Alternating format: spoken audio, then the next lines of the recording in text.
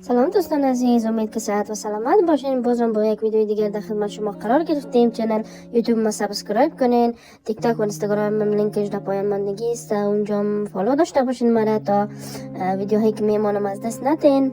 و بازم امروز براتون یک محصول پرفروش در آمازون براتون معرفی میگیرم که پتلون است که پتلون به بهار و یا زمستان به هر فصل که بخواین استفاده میشه.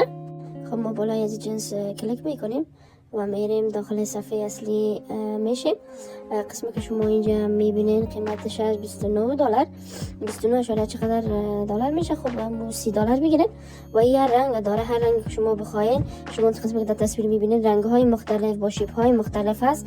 این پتلونا را ما با نام پتلونای کوبویی یاد میکنیم که مثلا رنگ میباشه، رنگاش آبی تیز است، آبی خیره است، آبی و سفید با هم گد است، سفید خالص است، آبی خالص است. از بعض استایلش که هست جیباشون در پیش روش میباشه و از بعضی ها که هست جیباشون در پیش سرشون میباشه. و قسمی که شما میبینین اینجا سایزاش هست، به هر سایزی که شما بخواین و میدارین که با دست بیارین و اونجا فقط سایزتون رو نوشته کنین و آردر بتین در منزلتون براتون میایه. و همچنان قسمی که شما میبینین ما میریم تصاویر دیگه شام که ببینیم.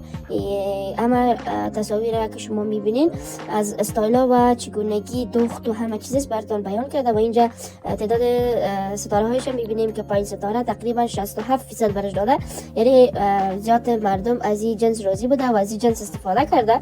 و ما بخوایم اسکرول داون کنیم پایان میاییم و میبینیم که اینجا همه معلومات های از این پتلون داده شده که پتلون با چی کسا استفاده میشه، چی سایزهای داره، با کدام فصل و همه انفورمیشن که نیاز داشته باشین در اینجا موجود است. خب دوستاکای عزیزی بود ویدیو امروزم. تا درود دیگر بدرود، مرا حمایت کنین دوستاکای عزیز. خواهشان چنل یوتیوب ما سابسکرایب، لایک از یادتان نره، تیک تاک و اینستاگرام ما فالو کنین. وقتتان خوش، خدا نگهدار.